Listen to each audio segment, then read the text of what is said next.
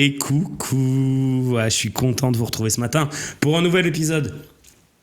Le 502e, non j'en sais rien du tout, mais un nouvel épisode de l'OM au café en tout cas, où on va parler de l'OM bien évidemment, et du café. Non, surtout de l'OM en fait, avec vous, vous êtes nombreux dans le chat ce matin en ma compagnie. J'ai l'impression qu'on a gagné, que c'était il y a 3-4 heures. Je suis toujours en lévitation, le match il est toujours dans la tête. On n'arrive pas à en sortir. J'ai vu un message assez sympa que je peux pas lire à l'antenne évidemment parce qu'il est un peu vulgos, mais il est bien effectivement et c'est normal. Voilà, je pense que la personne se reconnaîtra. C'est normal ce qui t'arrive. Voilà. J'ai plus le nom de notre viewer qui a publié ça. Je vais essayer de le retrouver quand même. Ah bah non, il y est plus. Bon, c'est pas grave. Dref qui prend son deuxième mois d'abonnement, ça c'est bien. Un petit Prime qui tombe. Ah, c'est la paire de Deira. Voilà. Ouais, moi non plus. Enfin, je comprends tout à fait ce que tu dis. Merci d'être là en tout cas les copains. Voilà, vous êtes au top. J'ai pas écouté l'after. Je sais que vous réagissez beaucoup. Voilà, j'ai pas écouté. Il fallait s'y attendre à ce qu'on se fasse un peu. Voilà, dès qu'on l'ouvre un peu, on se fait toujours traiter de complotiste. Voilà, c'est comme ça. C'est comme ça. Et on va en parler si vous voulez. Merci, vous êtes déjà très nombreux, ça va arriver. Vous allez rentrer. Mais non, j'ai bien aimé ton message, c'est tout. Tu dis, est-ce que c'est normal, ce qui m'arrive? Nanana, oui, c'est normal. On est tous dans le même état. Landreau, oui, pareil. Après, j'ai l'impression, voilà, on l'a ouvert, Mehdi Benatia l'a ouvert, et du coup, tout le monde lui tombe dessus. On n'a pas le droit de dire des choses dans le football français. Voilà, après, si le football français était bien géré, ça se saurait. Hein. Si l'élection à la LFP s'était passée de façon régulière, voilà, si tout ça, ça se saurait. Donc voilà,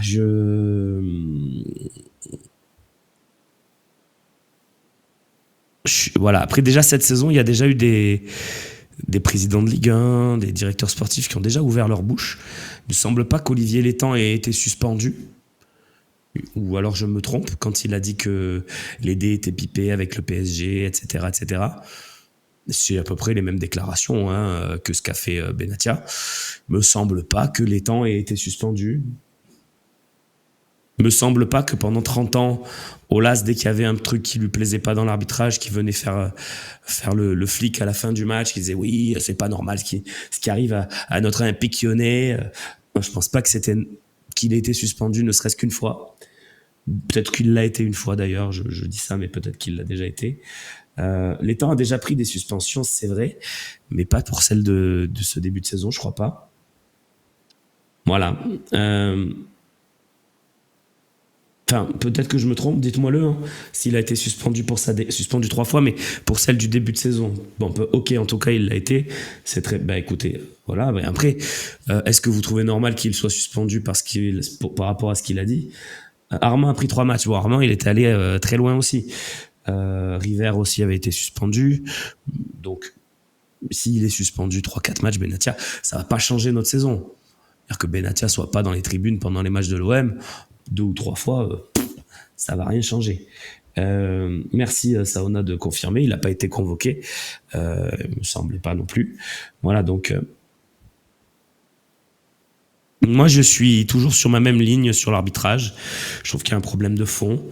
J'avais fait une candidature, c'était un peu de la provoque, hein, parce que j'ai jamais été vraiment candidat, puisque de toute façon il faut être du sérail pour être candidat à devenir boss des arbitres en France. Donc moi j'avais juste fait un programme et tout ce que j'ai dit il y a 2 ans est toujours d'actualité.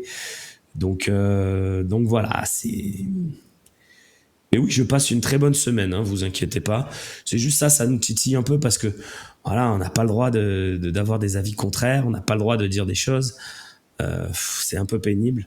Si vous voulez, je vous le détaillerai tout à l'heure le programme, ce que je pense qu'il faut faire dans l'arbitrage pour retrouver un peu d'uniformité et un peu de cohérence dans tout ça. Voilà. Pour la suspension dans les virages, c'est quand la décision, ça risque de tomber lors de la prochaine commission, Nico. Après, ils peuvent faire traîner, mettre en instruction pour, bien sûr, vous l'avez compris, que au MPSG, il y a les tribunes, puisque c'est l'argument de vente numéro un. Tu peux pas fermer des virages sur un OMPSG, enfin normalement. Ouais, je vais vous le redonner, ouais, bien sûr, Jeannot, t'inquiète. C'est juste pour rentrer dans l'émission tranquillement. Oui, j'ai vu hier soir, il y avait Idriss Slim et Romain dans l'équipe 21, ouais, j'ai vu ça. J'ai vu ça sur le but de Jonathan Rowe. Ouais.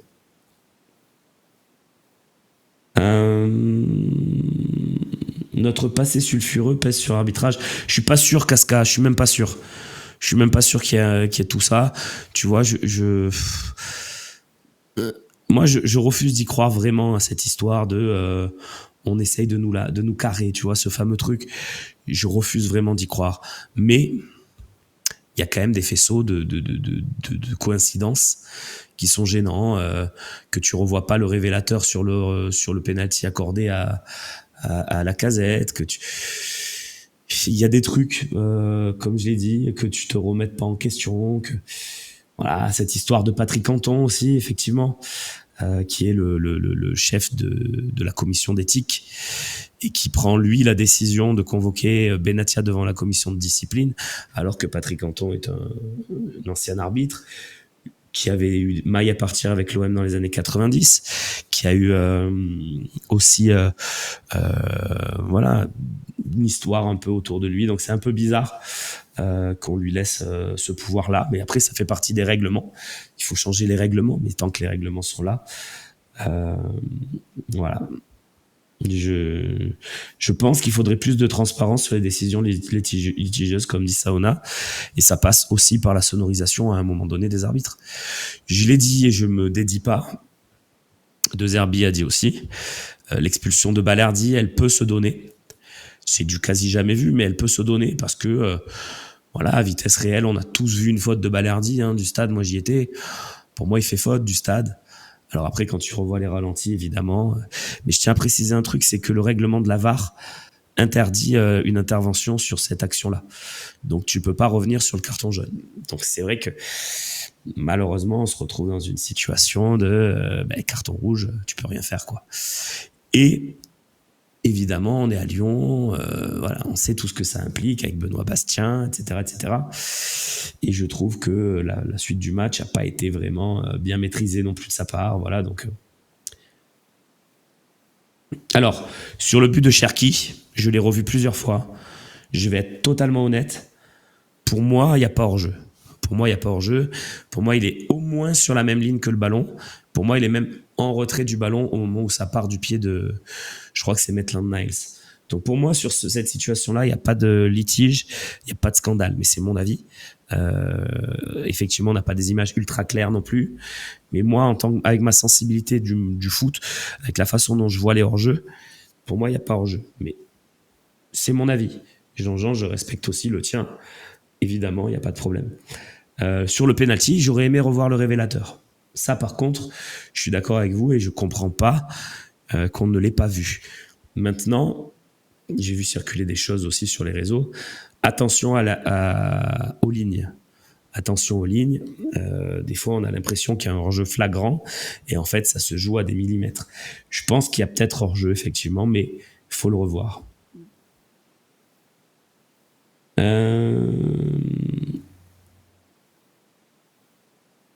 Voilà, en tout cas, on a gagné. Voilà, donc ça nous rend le choc, la colère un peu moins grande.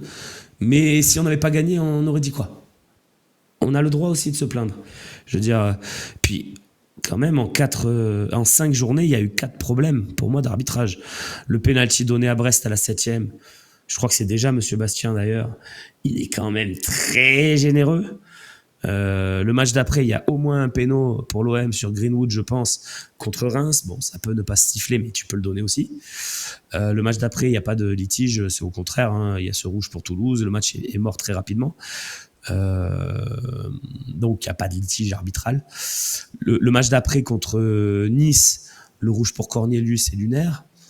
Et là, on te remet rouge, le penalty. En fait, c'est pas qu'il y a une de ces actions qui est clairement scandaleuse, c'est qu'il y a toutes, en 5 journées, beaucoup de choses déjà. Voilà. Euh, Non, non, Tchapakan, il peut pas, techniquement, il peut pas pour le deuxième carton de Balerdi. Euh, non, il peut pas parce que, à moins qu'il soit vicieux, j'y ai pensé beaucoup. Je me suis demandé s'il pouvait pas consulter son arbitre vidéo pour un carton rouge direct. C'est-à-dire, il dit, bon, est-ce qu'il va pas au but? Est-ce qu'il n'y a pas carton rouge direct? Et le mec dans la VAR, du coup, est consulté et peut lui dire, non, il n'y a pas carton rouge et il n'y a même pas faute, tu vois. Il peut avoir ce vice de se dire, est-ce qu'il y a faute? Est-ce que je suis sûr? Et invoquer la possibilité de mettre un rouge direct. Tu vois, c'est un peu vicieux, mais c'est le seul cas où il peut effectivement consulter la VAR sur cette situation. Si c'est pour un carton jaune, il ne peut pas, dans le règlement, le faire. Voilà. Euh, il y a toujours des soucis avec Bastien, toutes les saisons. On sait qu'il va nous carrer, ça se confirme à chaque fois. Effectivement, Loïc Lucho, je peux pas aller contre ton message. Il y a eu beaucoup de situations compliquées dans son passé avec l'Olympique de Marseille. Il n'a pas un ratio de matchs gagnés pour l'OM très important, même je crois qu'il est très bas. Voilà. Et je suis un peu de l'avis de Marc. Des dingueries, il y en a sur tous les terrains. Pour moi, elles sont juste nulles, vraiment nulles. La formation n'est pas bonne, point. Je suis assez aligné avec ça. Je dirais même pas qu'ils sont nuls, je dirais qu'ils sont pas aidés, en fait. Par la formation, par la façon dont ils sont notés, par le système. Pelekius qui prend son 29e mois d'abonnement, merci à toi.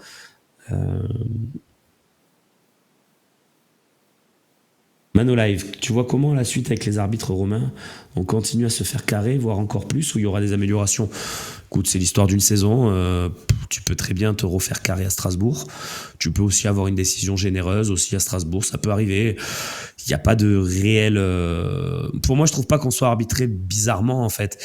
Le seul truc qui me chagrine et qui me surprend, et là, pour le coup, je vais essayer d'étayer un peu, c'est que dès qu'on est à la lutte pour quelque chose de très important, de très beau, et j'ai deux exemples. Le premier, ça va être Bielsa. La deuxième partie de saison sous Bielsa, elle est lunaire. Tu es à la lutte pour le titre et tous les matchs, quasiment, il y a un délire. Quasiment tous les matchs. Donc ça, c'est quand même un truc qui est presque flagrant. Notamment le match à Bordeaux. Enfin voilà, il y a plein de trucs incroyables. Et le deuxième point, c'est Tudor. Déplacement à Lens, le but de Sanchez, que Turpin valide, et qu'à la VAR, on lui dit non. Là, pour moi, on est sur un truc incroyable. Et ce match-là met fin à toutes nos ambitions d'éventuels titres, etc. Et même de deuxième place, qui nous aurait qualifié directement, on n'aurait pas eu Panathinaikos. L'histoire de l'Olympique de Marseille aurait été différente. Peut-être que Marcelino serait toujours l'entraîneur de l'OM, on ne sait pas. Il y a plein de choses. Et il y a l'arbitrage des grands matchs, où, très souvent, il y a des choses bizarres. Je me rappelle d'un OM Monaco avec un attentat sur Kolasinac dans la surface, pas de penalty. Monsieur Pignard, à l'époque. Mitroglou, je vois que vous citez Mitroglou, vous avez raison. Bien sûr, 2018, je crois, penalty indiscutable. Voilà, tous les matchs où on est en train de jouer quelque chose, il se passe un truc. Donc, je ne suis pas en train d'alimenter la théorie du complot. Comprenez ce que je dis. Voilà, c'est vraiment que... on a le droit aussi, nous, d'avoir une décision favorable à un moment dans un match important. On a le droit. Même pas favorable, une décision juste. Voilà, c'est tout ce que je demande. Le but refusé à Benedetto au Parc des Princes, effectivement. On va prendre vos appels dans quelques minutes. On va commencer à lancer le numéro vers 11h20. Voilà, on va finir ce débat arbitral parce qu'effectivement, ça fait beaucoup parler. Dans 5 minutes, on va commencer à prendre vos appels. Donc, n'hésitez pas si vous venez intervenir avec nous. Ça sera avec grand plaisir. Je vais vous lire juste parce que j'y ai beaucoup réfléchi. J'ai 5 points d'amélioration pour l'arbitrage français que j'avais développé en 2022. Je les ai retrouvés.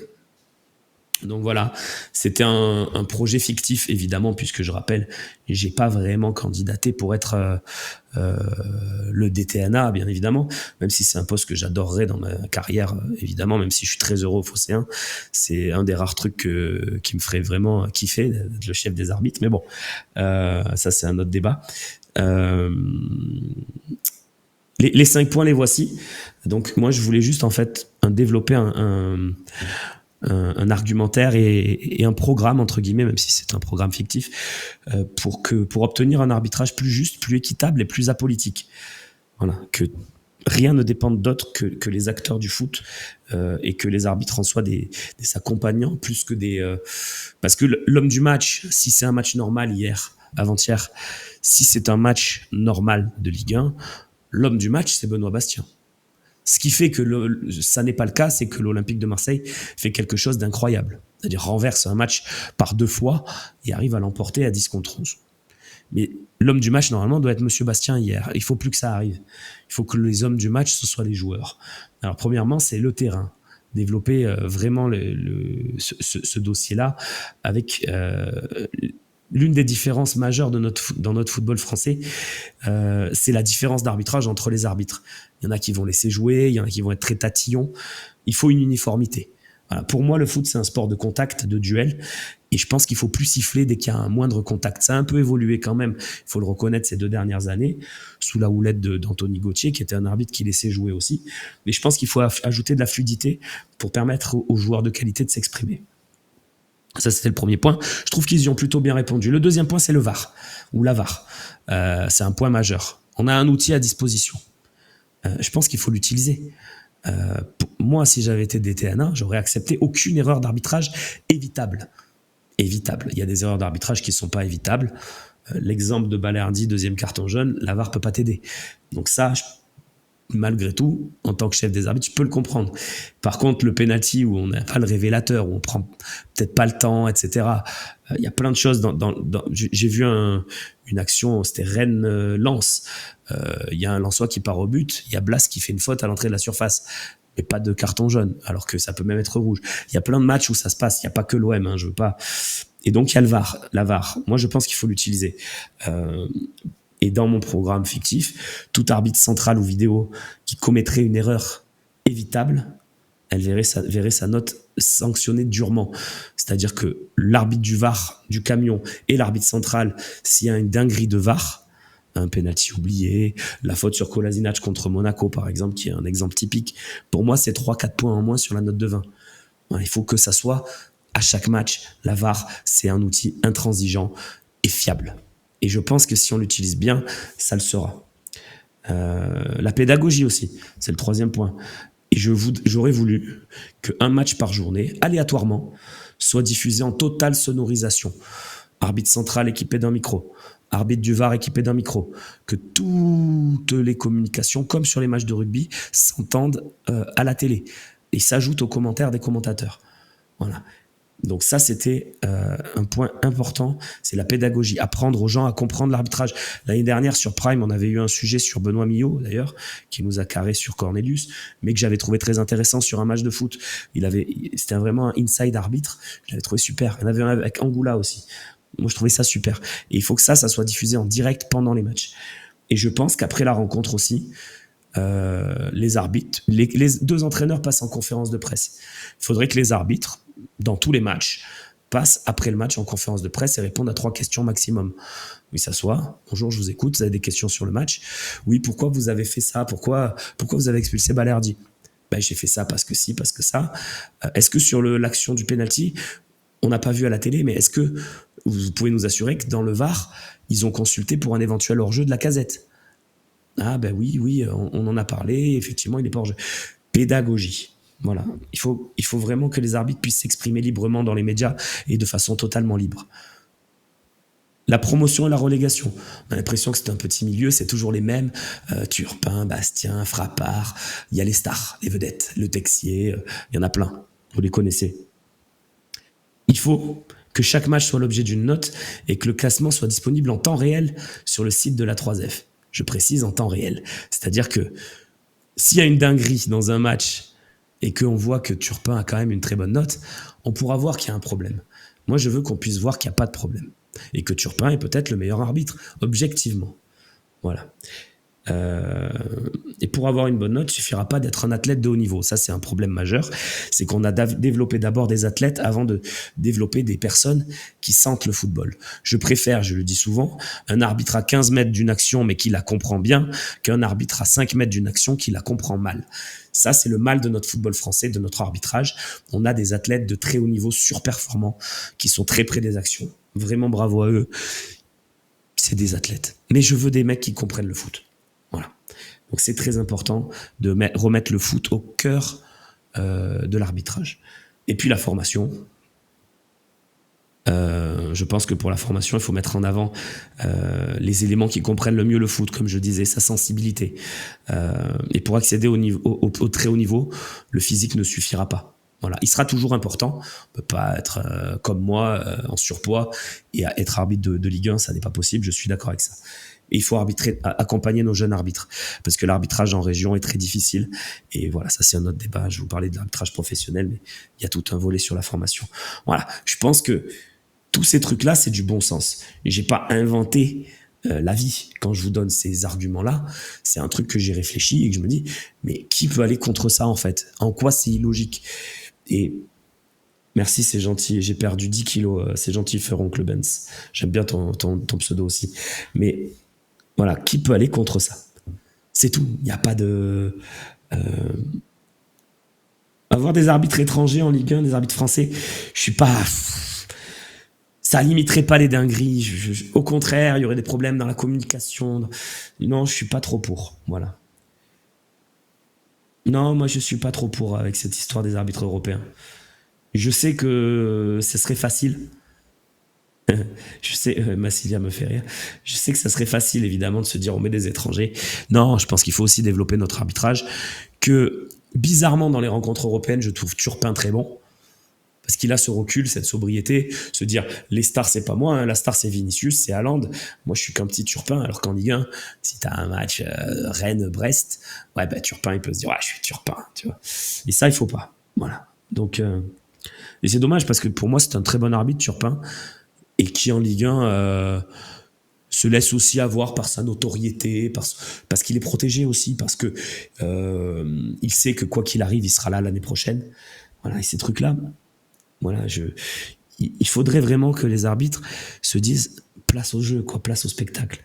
Je m'en fous de savoir si je vais passer à l'écran, en fait. Voilà, tout le monde les connaît, ces arbitres. Bref.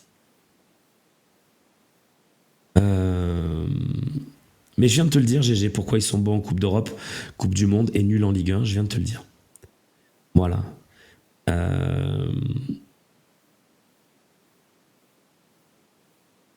Est-ce que Turpin égale Trossard? Oui, il y a une ressemblance, effectivement. Voilà, je ne veux pas faire 3 heures là-dessus. Est-ce qu'on peut afficher le numéro de téléphone, Loïc, peut-être pour avoir un peu des autres sujets, des avis de nos viewers qui sont nombreux encore ce matin. Merci les copains d'être là, ça fait plaisir.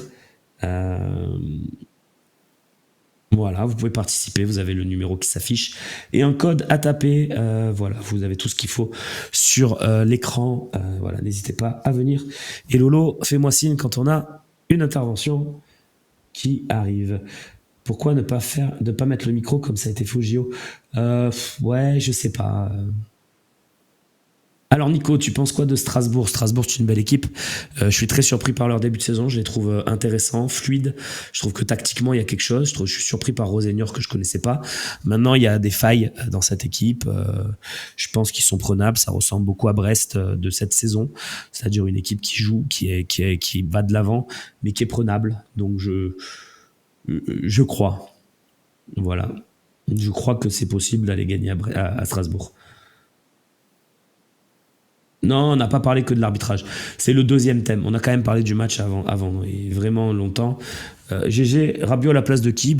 Sur le match d'hier, par exemple, je pense qu'à la place de Koné, ça me paraît évident. Si en plus on continue avec cette expérience Kondogbia plus bas, ça va nous faire un Rabiot Højbjerg au milieu et il n'y aura pas de débat en fait. Donc voilà.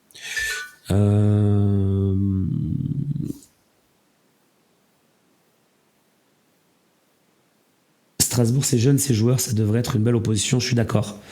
J4B.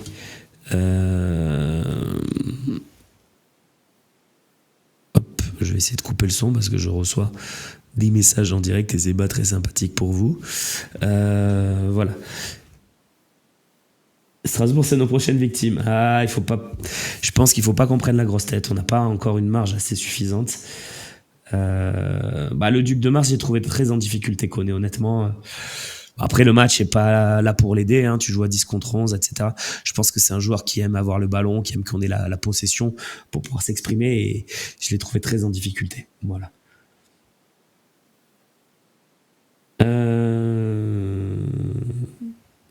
Opération sanction lourde est en bonne marche. Les médias s'en occupent très bien. Oui, alors, tu peux pas faire ce que tu veux non plus au niveau des sanctions. Il y a un éventail. Et je pense que Benatia va prendre 3 matchs. Même si je trouve ça sévère. Mais bon, voilà. Qu'est-ce que tu veux faire ? On l'a rappelé tout à l'heure. Vous me l'avez rappelé. L'étang a déjà été suspendu. River aussi. Pour des propos comme ça. Donc, écoute. C'est dur de tirer des enseignements de match où tu as été... Oui, c'est dur, effectivement, je suis d'accord. J'ai remarqué que Greenwood est moins bien depuis que Merlin est blessé. Putain, vous êtes dur avec Greenwood, les gars. C'est Alx qui nous dit ça. L'impression que le piston milieu gauche qui monte beaucoup lui fait de la place pour briller plus fort. Quand reverra-t-on notre petit enchanteur ? Merlin. Avez-vous des infos sur sa reprise ? Oui, alors... Merlin, à mon avis, ça reprend... j'ai quelqu'un au téléphone, mais je vais quand même finir ma phrase. Merlin, ça reprend, à mon avis, pour Angers, voilà, ou pour après la trêve internationale. Et je suis avec Zouti. Salut, ça va ? Oui, bonjour Romain. Oui, ça va très bien, merci. Qu'est-ce que tu voulais nous dire ce matin ? Tu voulais partager ton bonheur ou lancer un débat ? Je t'écoute. Alors, pour partager déjà mon bonheur, moi je suis un fervent supporter depuis Londres. Donc, oui, Londres. Donc, il y a une petite communauté à Londres où on suit tous les matchs. Dès qu'il y a un match européen ici, on va voir et tout avec les South Winners généralement. Par exemple, on est allé voir Brighton, Tottenham et tout. Le reste. Donc, oui. Je t'écoute, vas-y, dis-nous, du coup, ce que tu voulais nous dire ce matin. Mais bravo pour ta fidélité. De Benassia, est-ce que on n'en fait pas trop, les journaux et tout, est-ce qu'on n'en fait pas trop avec cette affaire ? C'est une très bonne question, je pense que oui. Après, il faut comprendre, tu regardes l'actu d'hier dans le football, hier lundi, il n'y a rien, il n'y a pas de match, il n'y a rien. Donc forcément, qu'est-ce qu'ils vont faire les gens qui vont débattre le soir ? Ils vont dire, qu'est-ce qu'il y a eu ? Il y a eu Benassia, ouais, il faut qu'on en parle. Donc on est dans un système où l'information dépasse... Tu vois, s'il y avait eu... si ce mardi, il y avait le PSG qui jouait en Ligue des Champions, je pense que l'affaire Benassia... on en parlerait, mais pas autant. Je pense que hier soir, dans l'after, par exemple, ils n'auraient pas fait 1 heure là-dessus, ils auraient fait 1 heure sur PSG Liverpool en Ligue des Champions. C'est juste qu'il n'y a pas d'info foot.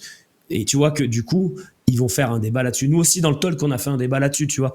Donc après, est-ce qu'ils en font trop ? Ça, chacun met le curseur où il veut. Moi, je pense que c'est dans l'actu et qu'il faut en parler. Après, je trouve que là où ils en font trop, c'est dans le traitement et dans la façon dont ils tombent sur Benassia. Voilà, tu peux donner ton avis sans être excessif. Qu'est-ce que tu en penses, toi, d'ailleurs ? Justement, alors moi, je trouve qu'il a eu raison de s'énerver. Mais pour avoir écouté, après l'euphorie du match, j'ai écouté un peu tout. Le DAZN, vous, RMC, même sur YouTube, les influenceurs et tout ça. Et je trouve qu'on ne parlait que de ça, et pas du match en lui-même, et pas des coups tactiques de Zerbi. Je trouve qu'il y en avait trop. Ouais, je suis assez d'accord avec toi. Après, je mets un bémol, c'est que le débat sur la tactique, sur le match, sur la folie, tout ça, il a eu lieu vraiment dimanche soir. J'ai quelques exemples en tête. Tu vois, Avec l'after, vous? par exemple, a fait non, l'after aussi l'a fait. Enfin, l'équipe l'a fait aussi. Le WFC sur YouTube, qui sont très bien, avec Thomas, c'est un copain, l'a fait. Ouais. Voilà, beaucoup l'ont fait. Après, évidemment, tu as raison. Là, on a un peu coupé ce débat-là, de se dire où est-ce qu'il va rentrer Rabiot, par exemple, dans cette équipe, des trucs comme ça. Ça a été un peu étouffé par cette sortie médiatique de Benatia. Mais est-ce que c'était pas nécessaire non plus? Tu vois, est-ce que c'est pas nécessaire aussi de faire entendre cette voix? Ça, c'est un autre débat, mais je sais pas ce que toi tu en penses. Ouais, non, non, c'est vrai, c'est vrai. Mais qu'est-ce que risque vraiment Benassia avec tout ça? Parce qu'en fait, en gros, qu'il soit là ou qu'il soit Oui. pas là, ça change rien à l'équipe. C'est exactement mon avis. Je pense qu'il va prendre 3 matchs de suspension. C'est le barème, en tout cas, pour ce type de déclaration est de 3 matchs. Après, ils vont peut-être trouver d'autres barèmes pour en mettre un peu plus. Mais je suis d'accord avec toi. Si Benatia, il est pas là dans les tribunes sur un match, ça va pas changer la face du monde. J'ai une question pour toi, d'ailleurs, dans le chat de Le Duc de Mars. Qu'est-ce qu'ils en pensent en Angleterre de Jonathan Rowe? Est-ce que ça fait parler? Est-ce que c'est un joueur qui est suivi? Je sais qu'il est avec les espoirs. Est-ce que tu suis un peu ça? Les espoirs, je sais pas, j'ai pas suivi. Après, moi, je suis un peu au français, mais bon, j'ai mes beaux-frères et tout ça, je parle un peu à tous. Et ils connaissaient pas spécialement Jonathan Rowe. Je vais pas vous mentir, à chaque fois que je parle de Ok. Marseille, ils me parlent de Greenwood. Et ben Par vas-y, du contre, coup, j'allais te poser ils la suivent question. beaucoup, Est-ce que, ils suivent beaucoup, ouais. beaucoup Greenwood, par contre. Ouais, parce que nous, ce qui revient en France, c'est qu'en Angleterre, ils veulent plus entendre parler de Greenwood par rapport à tout ce qui s'est passé. En vrai, ils suivent quand même. Ah, si, moi, je peux vous dire, hein, j'ai mon beau-frère qui est fan de Manchester City, Manchester United, et il est à fond sur pourquoi on l'a pas pris, pourquoi il va pas revenir. Il revient pas. Franchement, ils suivent quand même ce que fait Greenwood. Et à chaque fois, on me demande qu'est-ce qu'il a fait, comment il joue, sans même que ce soit moi qui parle de lui. Et ils sont surpris par ces statistiques ou pour eux, il est au-dessus du lot Non, pour eux, et c'est non, pas... non, non, pour eux, c'est un très grand joueur et s'il n'avait pas fait ça, il serait dans l'équipe pour sûr. Oui, mais c'est vrai que quand on voit l'équipe de Manchester United, on peut se dire qu'il pourrait avoir sa place sur un côté. Mais écoute, merci d'être passé nous voir. Franchement, c'était cool. Je vais prendre Super, d'autres appels et merci. on va, Ah, on j'ai va une enchaîner. dernière petite question pour toi, Mais vas-y, je t'en prie. rapidement. Vas-y. Quel était ton sentiment après le match en tant que pur Lyonnais? Pardon? Quel était ton sentiment après le match de dimanche en tant que pur Lyonnais, toi qui es pur Lyonnais, qui habite à Lyon? Mais je suis pas pu... Mais déjà, j'habite pas à Lyon. Alors, c'est très drôle, merci. Je vois ta fidélité au Phocéen, là. J'ai vu que j'ai été outé par Seb Volp, soi-disant que j'habiterais à Lyon. J'habite à 45 minutes de Lyon. C'est un peu comme Non, si non, je j'habitais à sais. Avignon, tu vois. Non, non, mais je précise, c'est un peu comme si j'habitais à Avignon.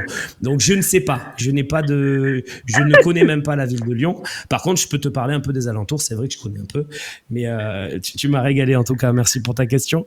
Mais non, De mais en tout rien, cas, ce que je peux merci. te dire, je vais la répéter parce que peut-être vous étiez pas là à la troisième mi-temps.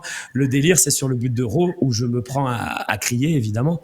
Et je suis dans la tribune de presse, mais vraiment au bord, avec à côté tous les Lyonnais, des supporters, pas des ultras, tu vois, mais des supporters qui avaient déjà bien les boules, tu vois. Et je pousse un cri, je fais ah! Et là, d'un coup, je me rends compte, je me dis putain. Et là, je fais c'est pas possible de prendre ce but, c'est pas possible. Donc, tu vois, je joue le truc à fond, mais en fait, j'étais tellement heureux, en fait. Donc c'était vraiment cool. Merci pour ton Ah, coup de fil, d'accord, en tout d'accord. cas. Mais c'est ça qui m'a fait me demander, toi qui étais au stade, il y avait beaucoup de Marseillais dans Oui. le stade? Je sais pas, honnêtement, j'en ai pas vu énormément et je pense qu'il y en avait, mais c'est pas comparable à ce qu'on a vu dans d'autres stades. Je pense qu'il y a quelques stades comme ça où on est quand même très très minoritaire. Hein. S'il y en avait une centaine, allez 200 peut-être, c'est le bout du monde. J'ai pas vu de mouvement de foule comme j'ai pu l'entendre. J'ai pas vu ça, j'ai pas constaté ça. Mais après, tu vois, par exemple, on me dit sur le troisième but ça a explosé. J'en sais rien, j'ai explosé aussi, donc je sais pas, j'ai pas fait gaffe. J'étais dans le même Ok, état, donc. Mais je peux pas confirmer. ok, ben merci. Merci à toi. Bonne journée. N'hésite pas à rappeler la prochaine fois, avec plaisir. Est-ce qu'on a d'autres appels, Loïc? On va prendre ça, on va enchaîner. Ça marche bien, hein. Bravo, merci à Seb, merci à Loïc. Je sais que vous avez bossé hier là-dessus pour qu'on puisse prendre les appels. Vous êtes au top. Franchement, Seb, t'es venu hier, t'as dit on va faire. Bon, franchement, le lendemain, c'est fait. Bravo les copains, je vous tire mon chapeau. Est-ce vraiment sérieux, ces champis hallucinogènes, de parler du titre à J5? Est-ce sérieux? Oui et non. Tu as raison, c'est compliqué d'en parler. Maintenant, je me suis pris un peu à réfléchir. Je me suis dit, est-ce que on n'a pas déjà, sur le papier, un effectif capable de jouer le titre? Et je pense que oui. Je pense que oui. Je vois pas en quoi le PSG, ils ont peut-être quelques joueurs un peu au-dessus du lot par rapport à nous, mais nous on a Rabiot, on a Greenwood, on a Højbjerg, on a Rouli qui est un très bon gardien. Je sais pas. Je sais pas. Est-ce qu'on a le droit d'être ambitieux? Oui. On ne va pas jouer de Coupe d'Europe cette année, pendant que les autres, en milieu de semaine, vont se défoncer pour gratter des points en Ligue des Champions dans une formule très chronophage qui va pomper l'énergie physique. Pendant ce temps-là, nous, on va se préparer. Et on va arriver, regardez comme on était prêt pour le match de Lyon. Physiquement, j'ai pas vu une équipe qui tirait la langue alors qu'on a fini à 10 contre 11. Voilà. C'est pas sérieux d'en parler clairement, de dire, par exemple, c'est pas sérieux de dire si on n'est pas champion, on sera déçu. Ça, c'est pas sérieux. De dire si on n'est pas podium, on sera déçu. Déjà, moi, je te le dis. Moi, je vois 3 équipes qui se dégagent, PSG, OM, Monaco. Je vois personne d'autre. Donc, si on n'est pas podium en fin de saison, gros échec. Pour moi, hein, en tant que suiveur de l'OM. Déjà, ça, je peux te le dire. Et comme l'a dit, je crois, Courbis, oui, on va jouer le top 3 et pas forcément la 3e ou la 2e place. Ah, je suis assez d'accord avec ça. On n'a personne à droite en défense. C'est votre avis, les gars, Vince. On n'a pas vu la défense type. On a toujours un blessé à Berlin, on a toujours un suspendu par-ci, par-là, on va encore avoir Balerdi suspendu. Attendons. Et même avec pas la défense type, je trouve qu'on maîtrise quand même bien nos matchs. Le fameux côté droit où on a été en danger contre Nice, je nous ai trouvé plutôt bien, et plutôt en danger à gauche, avec Maitland-Niles notamment. Voilà, donc on a Will Snitch en ligne. Est-ce qu'on a un prénom qui va avec ce pseudo? Ouais, c'est Gilles. Bonjour. Salut Gilles. Comment ça va? Ça va nickel, très très bien. Très heureux. C'est fou parce que j'ai l'impression que tout le monde appelle avec un grand sourire ce matin. Ah ouais, c'est... Dis-toi, j'étais de mariage de mon petit frère, on a mis le match dimanche soir au retour en plein écran, et on s'est régalé, on a crié, on a pleuré, c'était génial. Plein d'émotions. Bah, vous deviez être bien festif en plus, donc ça devait être un bon moment. Tiens, qu'est-ce que tu voulais nous dire ce matin? Est-ce que tu veux lancer un débat, partager quelque chose avec nous? Ouais, plus partager. Moi, il y a un truc en fait qui me fait du bien cette année, c'est que c'est des matchs qu'on a fait même à 11 contre 10 l'année dernière, que ce soit contre Metz ou Brest, eh ben, on n'arrivait pas à les gagner. Et là, on est à 10 contre 11, et ça, on l'a pas assez souligné, on a beaucoup parlé de l'arbitrage, on est à 10 contre 11, et on fait quelque chose quand même d'assez extraordinaire, c'est-à-dire qu'on a vu chez nos joueurs des choses, des valeurs, des vertus qu'on ne voyait pas avant. Et ça, je pense qu'il faudrait vraiment accentuer là-dessus, parce qu'on a un état d'esprit dans cette équipe, dans ce groupe, qui est assez jeune avec quelques cadres, c'est vrai, mais honnêtement, on voit beaucoup de belles choses et de bonnes choses. Et pour l'avenir, comme on parle d'un projet sur 3 ans, déjà au bout de 5 matchs, sans avoir tous les trucs de Deserbi, toutes ces combines, toutes ces techniques, toutes ces tactiques, eh ben on assimile beaucoup de choses et on a une vertu, un état d'esprit qui est extraordinaire. Et ça, je pense qu'il faudrait qu'on le souligne un peu plus, parce que je trouve ça vraiment, ça donne envie de les regarder et même d'aller au stade. Moi, je suis à Nantes, tu vois, je fais un match par an minimum au Vélodrome, et j'ai qu'une envie, c'est d'aller au Vélodrome, là, tu vois. Donc voilà. C'est vrai, je comprends. Je comprends totalement, et ce que tu dis est très juste. Moi, du stade, ça m'a marqué. J'ai vu aussi un esprit, c'est-à-dire que dès qu'il y avait un arrêt de jeu, une sortie de balle, tu avais Kondogbia, tu avais Højbjerg, tu avais tous les rongiers qui tapaient dans leurs mains, qui disaient allez les gars, on va le faire. Vraiment, du stade, c'était très marquant. Je pense pas qu'à la télé, on ait vu tout ça. Il y avait Deserbi aussi qui arrêtait pas de faire les 100 passes sur le bord de la touche. Tu sentais vraiment que elle était habitée. Ça n'empêche pas que dans ce type de match-là, même avec l'état d'esprit et tout, tu peux perdre 4-0 ce match-là et il n'y a rien à dire. Mais tu as raison, il y avait un état d'esprit. Et De Zerbi insiste, il a même dit en conférence de presse, en français, il avait parlé de couilles. Il a dit le couille, ouais, avec son accent bien, tu vois. Et c'est pas rien, dans la bouche d'un technicien réputé pour son jeu, pour la philosophie, etc. Le gars, il va te parler d'état d'esprit, il va te dire, on a été courageux, je suis fier. Il y a des mots forts. Donc moi, je suis d'accord avec tout ce que tu dis. Et il y a beaucoup de matchs qui sont symboles de ça. Je trouve que notre match contre Nice, où on souffre beaucoup quand même, il y a ça aussi malgré tout. Non, tu as raison d'insister là-dessus. Et ça peut être une base aussi pour quand on va y ajouter le jeu. Mais c'est Je ça. sais pas ce que tu en penses. Parce que là, pour l'instant, pour moi, ce qui nous manque vraiment, c'est vraiment une maîtrise totale du ballon. Mais même sans ça, déjà, on voit des choses qu'on n'a pas vues depuis beaucoup d'années. Moi, les dernières fois que j'ai vu une équipe aussi combative, vraiment comme ça, combative, sans parler vraiment de tactique, la dernière fois que je les ai vus combatifs comme ça, c'était l'ère Deschamps. Avec des mecs comme Gabriel Heinze, comme Tai Taiwo, comme Mbia, qui vraiment insufflaient, tu vois, ce truc de grinta, quoi. Oui, tu Après, as raison. on a eu J'ai un par bémol. séquence dans J'ai un d'autres petit saisons, bémol. mais vraiment qui partaient Ouais. dès le départ. J'en ai pas vu. J'en ai dès une le en début tête de quand saison même. comme ça aussitôt. Ouais, j'en ai une en tête quand même, c'est Sampaoli. Je trouve qu'à l'extérieur, Oui. on dégageait quand même une Oui. cohésion et un esprit d'équipe Mais on n'avait pas ça à très très domicile. fort. Le problème, exactement, le problème c'est qu'à domicile, on perdait un peu nos moyens. Mais franchement, pour avoir vu quasiment tous les matchs à l'extérieur, dans les stades de l'ère Sampaoli, elle dégageait quelque chose de très proche de ce qu'on a vu hier, l'équipe de Sampaoli. Mais tu as raison ouais. d'insister là-dessus et c'est un vrai thème. Merci pour cet appel et cette analyse-là. Comment, tiens, toi, tu es à Nantes, tu disais, tu dois avoir des Ouais. potes le boulot, des potes nantais, quoi. Comment ils perçoivent l'OM de Zerbi cette année? Est-ce que, tu vois, nous, on dit le titre, pas le titre. Est-ce qu'à Nantes, ils disent l'OM cette année, attention, quoi? Bah, c'est surtout parce que tu sais, Nantes, il y a beaucoup de Nantais, mais il y a aussi beaucoup de Parisiens depuis quelques années, là, depuis l'ère du QSG. Oui. On en a beaucoup. Et là, cette année, c'est la première année où je les sens beaucoup moins sereins, tu vois. Et moi, ça me fait plaisir parce que quand j'arrive dans le vestiaire au travail, je peux bomber un peu le torse parce que on a vraiment quelque chose cette année qui se dégage de cette équipe. Et comme je te dis, pour l'instant, moi, j'ai pas vraiment ressenti fort l'aspect tactique du jeu. J'ai juste senti la grinta. Et qu'avec ça, si on arrive à allier les deux, je pense que là, ouais, les Nantais et les Parisiens et pas mal d'équipes dans le championnat, ils vont nous craindre. Et ça, je peux te dire que c'est de bonne augure parce que moi, je vois plein de belles choses. Je suis d'accord.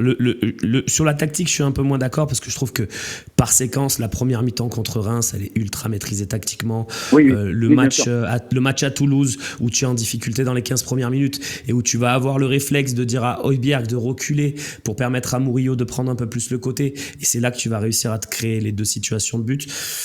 Moi, j'ai vu quand même des trucs tactiques, tu vois, de résumer les 5 premiers matchs à juste de la grinta. Je trouve que c'est pas forcément juste. Mais c'est vrai que s'il n'y avait pas eu cette grinta, on aurait peut-être pris beaucoup moins de points. Ça, je suis d'accord avec toi. Mais oui. Alors, en fait, dans le sens où je te dis tactique, c'est vraiment par séquence. Mais après, moi, ce que je trouve fabuleux et on n'a pas vu souvent non plus, c'est l'adaptation en cours de match de Zerbi. Comment il arrive à s'adapter face à l'adversaire qui a prévu autre chose que ce qu'il pensait par rapport au match qu'il avait vu avant, et ça va hyper vite, quoi. Et puis tout ce qu'il fait pour l'instant, les rentrées, que ça soit de Lirola, Garcia, tout ça, tous les mecs qui rentrent, ils apportent quelque chose en fait. Et donc, moi je te dis, c'est des choses vraiment que je n'ai pas vues avant. Là, t'as tout le monde, même des mecs qui étaient à la cave, quoi. Ulysse Garcia l'année dernière, enfin je sais pas, mais voilà, c'était l'ombre de soi. Ah oui, on l'a jamais vu avec une telle énergie. On l'a jamais vu avec une telle énergie et c'est valable déjà pour son entrée contre Nice où je l'ai trouvé punchy et je le trouvais mou et là je le trouve punchy donc c'est cool. Merci en tout cas Gilles d'avoir été avec nous ce matin. Merci à vous. Un dernier appel, j'ai envie de continuer cette libre antenne là. À très Allez, vite, l'OM, les gars. Gilles. À plus tard. Allez l'OM, exactement. Merci à toi. On prend un dernier appel, Loïc, s'il te plaît, puis après on conclura l'émission. J'ai vu beaucoup de messages d'Albo, évidemment. Je ne te squeeze pas. Et en plus, je sais que tu es souvent là. Donc, merci à toi. Sur Meïté, les gars, Meïté, je sais pas. Ouais, je vais pas vous inventer une vie. Je sais pas ce qui se passe. Je sais qu'il y a eu un problème mercato. Il y a eu un vrai problème mercato. Il y a eu deux choses, en fait, cet été. Il y a eu Meïté qui collait pas vraiment avec De Zerbi ce qu'il voulait, techniquement. On l'a vu, Murillo dans les sorties de balle est beaucoup plus intéressant que peut l'être Meïté, je le pense. Et puis on a eu un moment où Meïté devait partir. C'est-à-dire que l'OM a essayé de le vendre en fin de mercato. Et du coup, il est un peu sorti des plans. Et là, il n'y est pas re-rentré. C'est-à-dire qu'il est dans tous les matchs, il est convoqué. Il n'y a aucun problème. Il a fait 2 ou 3 entrées. Mais je pense qu'il n'entre pas vraiment dans les plans de Zerbi et que c'est un choix. Voilà. Tu peux pas critiquer tous les choix de tout le monde. On peut pas faire jouer tout le monde non plus. Et voilà, je pense que c'est juste un choix en fait. Et Lirola, il l'a quand même bien relancé aussi, hein. Moi, honnêtement, dimanche, quand il fait rentrer Lirola, je trouve pas ça déconnant parce que je sais je vois du stade qui passe dans une défense à 5 très large. Et je me dis, avec Lirola à droite, ce sera quand même mieux qu'avec Rongier dans cette défense à 5. Parce que Rongier qui colle la ligne, ça n'a pas beaucoup d'intérêt. Donc, j'ai trouvé ça intéressant. Et bon, il a marqué. Alors évidemment, je n'allais pas vous dire qu'il allait marquer et faire une passe D parce que, évidemment, ça me paraît fou de dire ça. Mais voilà. Donc, je trouve que l'idée même de faire rentrer. Et d'ailleurs, ce qui est très très intéressant, je trouve aussi, c'est que De Zerbi, au moment où Balerdi se fait expulser, il envoie Lirola à l'échauffement, il n'envoie pas Rongier. Et 2 minutes après, il envoie Rongier aussi. Et il change, il préfère Rongier. Donc, voilà, il y a quand même... je crois qu'il fait confiance en Lirola, mais en fait, Lirola, sur son banc, c'est une solution. C'est une solution à un truc en cours de match. Je pense pas qu'il verra Lirola à un moment comme un titulaire. J'y crois pas vraiment. Qui comptait sur Lirola et Garcia fin août. Honnêtement, Nico, je l'avais dit dans une émission que Lirola, il était compté dans l'esprit de Zerbi comme un joueur à part entière de son effectif. Maintenant, de là à le voir faire ce match-là, évidemment, ça fait partie d'une autre histoire. Ici, on a CC Zikmu. Je crois que je prononce bien je sais pas d'ailleurs. Allô? Ouais, salut Romain. Salut tout le monde. Salut. Est-ce qu'il y a un petit prénom qui va avec ce pseudo un peu dur à dire? Ouais, Félix. Ouais, je suis pas très bon en pseudo. Salut Félix. Non, mais attends, Voilà. pas de problème. Comment ça va? Toi aussi, je te sens souriant ce matin. Je te sens heureux. Ah bah je suis hyper content. Enfin là, il y a un truc qui va au-delà de... Je vous suis depuis hyper longtemps et ça me fait hyper plaisir de t'avoir au téléphone et tout ça. Enfin voilà. Bref, j'ai un petit sourire de gosse en plus lié au fait d'avoir gagné contre Lyon il y a 2 jours. C'était dingue. Donc voilà, trop content de t'avoir au téléphone. Enfin d'être là.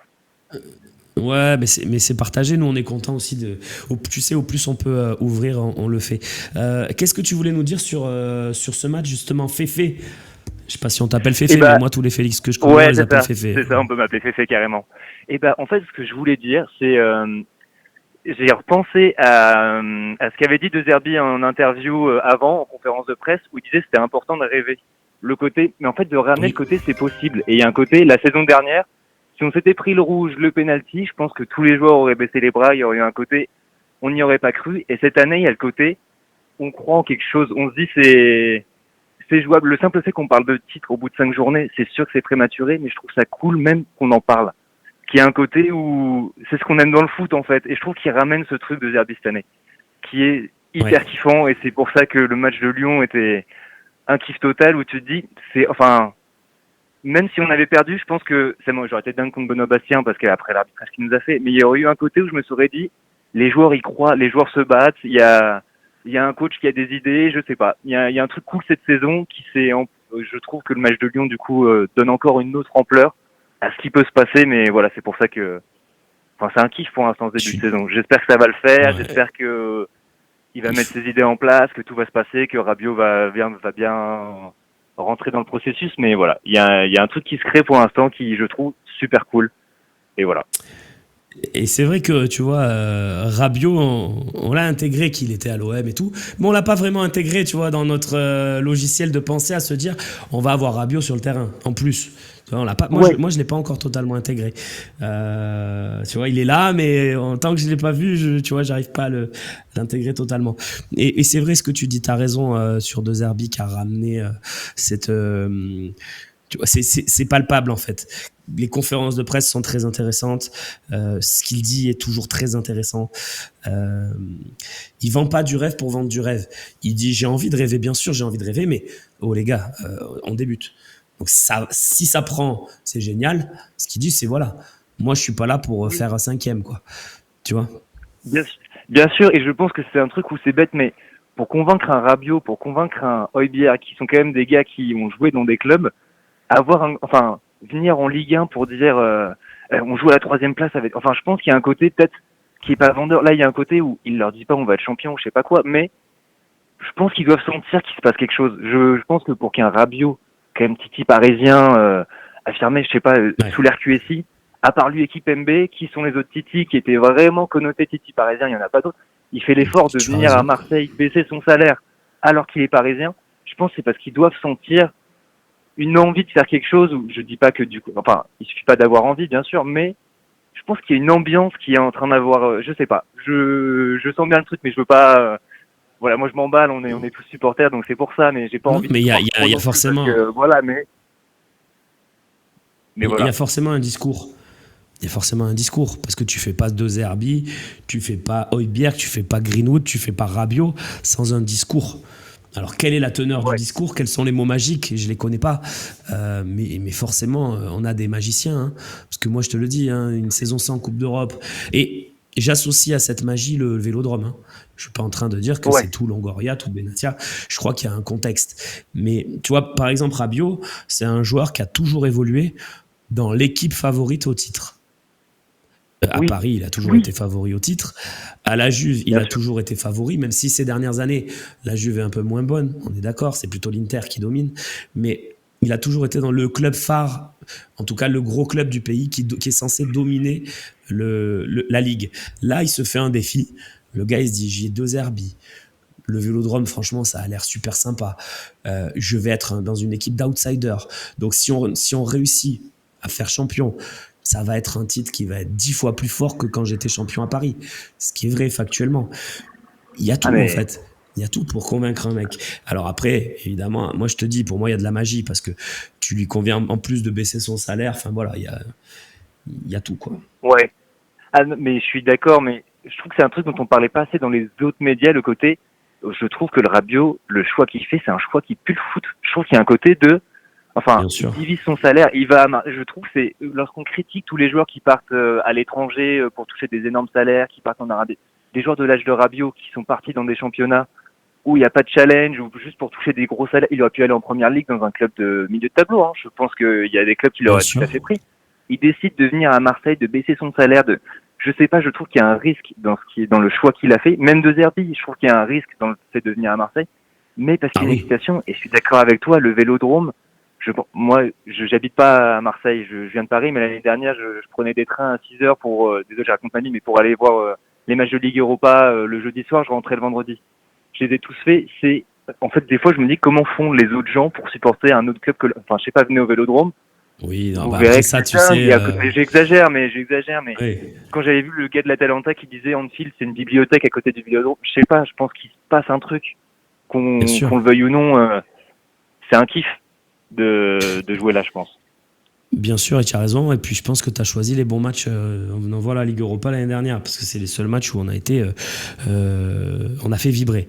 Que ce soit Shakhtar, Villarreal, Benfica, même le match aller contre l'Atalanta, où je trouve qu'on fait un super match. Voilà, Ouais. je pense que c'est les matchs références de l'année dernière. Il faut pas chercher plus loin. Merci, Félix. Bah, d'avoir merci à été avec toi. moi ce matin. Bah, merci beaucoup, ça faisait plaisir. Voilà. Ouais. Et bonne journée. Ciao. Merci beaucoup. Plaisir partagé. Salut. Merci à tous les trois qui sont venus partager leur joie. Parce qu'on peut le dire, on est heureux, tout simplement. Merci à Loïc Lachaud, à la réalisation de cette émission. S'il part sur l'OM à l'apéro, je mets 5 abonnements. Je vais partir, mais pas sur l'OM à l'apéro. Je vais partir tout court. Je vais vous souhaiter une belle journée sur le Phocéen. Voilà, on a fait une belle émission. On a eu des supporters heureux. Franchement, ça fait plaisir. Voilà, je sais que le dispositif fonctionne super bien. Merci le Phocéen, merci à toi d'être passé, Zouti. Ah ouais, Benfica. Tu vois, c'est pour ça, je vais finir là-dessus. Joyce Rats. On dit beaucoup, on n'a pas eu d'émotion la saison dernière. C'est pas vrai. OM Benfica, l'émotion, elle était incroyable. Mais c'est d'autres émotions. Mais l'émotion ressentie contre Villarreal, personnellement, match aller, elle est énorme. Mettre 4-0 contre Marcelino au Vélodrome avec un but d'Aubameyang incroyable. Pour moi, c'est un match de légende. Hein. Il rentre dans les très grands matchs européens qu'on a fait, même si c'est que de l'Europa League. Et Benfica, dans le scénario, c'est aussi un match légendaire, un quart de finale de Coupe d'Europe que tu vas arracher. Donc, il n'y a pas que une saison sans émotion l'année dernière. C'est vrai, voilà, il faut quand même le rappeler, c'est toujours bon à dire, c'est toujours bon de se rappeler que le passage de Jean-Louis Gasset nous a ramené un tout petit peu d'émotion, qui nous a parsemé et qui était pas si mal. Peut-être que ce qu'on a fait contre Villarreal, contre Benfica, ça a mis une petite graine aussi dans la tête de De Zerbi, qui lui, dans cette même compétition de l'Europa League, s'est arrêté en barrage, non, en huitième de finale. Je sais pas. Mais voilà, tout n'est pas à jeter non plus en termes d'émotion de la saison dernière. Je vous embrasse. Merci beaucoup. Vraiment pour votre fidélité. C'était une super émission. Merci à Loïc Lachaud et à toutes les équipes du Phocéen. Ciao.